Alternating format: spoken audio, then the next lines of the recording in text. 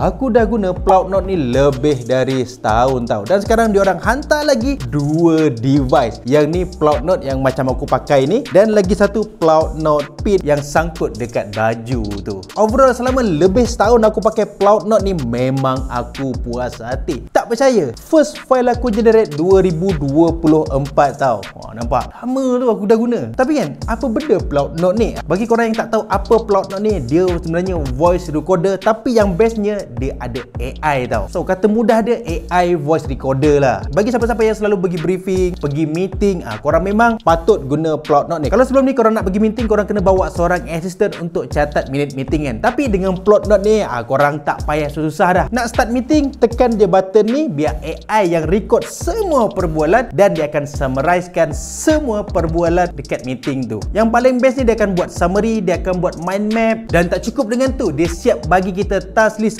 apa tindakan kita selepas kita pergi meeting tu. Nampak tak? Dia buat mind map macam ni, memang lengkap. Tapi video ni just first impression sahaja. Aku nak tunjuk dua produk yang dia hantar dekat aku, Cloud Note dengan Cloud Note Pin. Apa beza dua-dua ni? Yang ni korang boleh snap dekat belakang phone korang lah. Kalau korang pakai iPhone, boleh snap dekat MagSafe tu. Dan yang ni dia macam pin untuk sangkut dekat baju. Kalau korang nak pergi meeting, sangkut je dekat baju macam ni, dah boleh record dah semua benda, briefing, meeting, apa lagi. Tapi ada satu benda yang special dekat Cloud Note Pin ni, dia support Apple Find My. So korang jangan risau kalau korang tertinggal ke apa, korang boleh check guna apps Find My dekat iPhone. So itu saja untuk video kali ni. Kalau korang nak lebih detail lagi pasal Cloud Note ni, korang tunggu next video. Atau kalau korang ada apa-apa nak tanya pasal Cloud Note ni, cuba korang komen. Tapi kalau korang dah tak sabar sangat nak beli kan, sebab benda ni memang function, korang tekan beg kuning kat bawah ni. Lagi-lagi yang suka pergi meeting tu, memang sesuai. Aku berani jamin korang akan puas hati. Tekan beg kuning kat bawah. Make it happen.